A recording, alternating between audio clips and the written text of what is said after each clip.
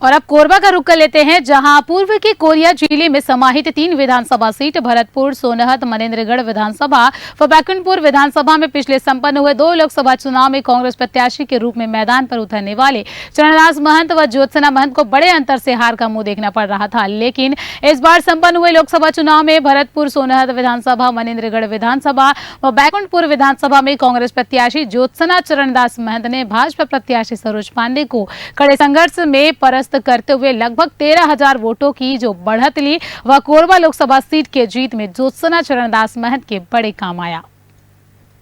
वही जीत को लेकर कांग्रेस के पूर्व विधायक गुलाब कमरों का कहना है कि इस जीत में डॉक्टर चरणदास महंत व ज्योत्सना महंत के लगातार लोगों से संपर्क का अहम स्थान रहा। एक बार उनको हार का सामना करना पड़ा, लेकिन वह बड़े ही सज्जन आदमी है। मनेन्द्रगढ़ विधानसभा से भाजपा विधायक व राज्य शासन में कैबिनेट मंत्री श्याम बिहारी जायसवाल का कहना है कि कोरबा लोकसभा में थोड़े अंतर से हुई हार की समीक्षा की जाएगी।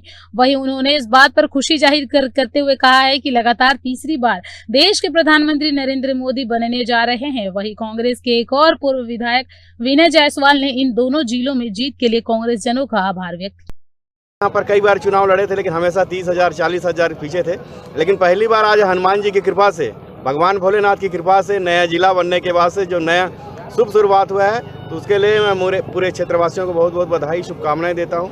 महंत जी ऐसे नेता हैं, जब पहली बार जब सांसद बने, मंत्री बने, एक बार चुनाव हारने के बाद भी लगातार जो हमारे नए पुराने जिले, अगर दोनों की बात करें तो विकास की जब गंगा बही थी, इसलिए जनता के दिल में, बच्चों के दिल में एक एक बच्चा उनको जानता है महंत जी को, सीधे सज्जन और सरल है। ज्योत्सना भाभी जब 5 साल सांसद रही है, लगातार यहाँ से लेकर सदन तक अपनी बात को रखा है। इसलिए आज जिस तरह से जो मोदी की गारंटी थी, ये गारंटी अब चलने वाली नहीं, जाति धर्म। और कोरबा लोकसभा में जो ऐतिहासिक जीत मिला है, और खास करके अविभाजित कोरिया के तीनों विधानसभा को हमारे जो कांग्रेस के कार्यकर्ता, हमारी जो आदरणीय जनता ने जो आशीर्वाद दिया है, मैं सभी को इसके लिए उनको धन्यवाद दूंगा। क्षेत्र की जनता का विश्वास और सहयोग और हमारे कांग्रेस के कर्मठ कार्यकर्ता जो एक हार से निराश नहीं हुए, लगातार वो क्षेत्र में काम करते रहे जनता के बीच में, जिसका परिणाम हमको मिला कि हम लोकसभा चुनाव जीतने में सफल हुए हैं और तीनों विधानसभा भी जीते हैं। यहाँ से हार का अब वो तो हम लोग समझ नहीं पाए। विधानसभा में भी हम लोग मेहनत तो पर्याप्त ही किए थे सभी कार्यकर्ता। थोड़ा सा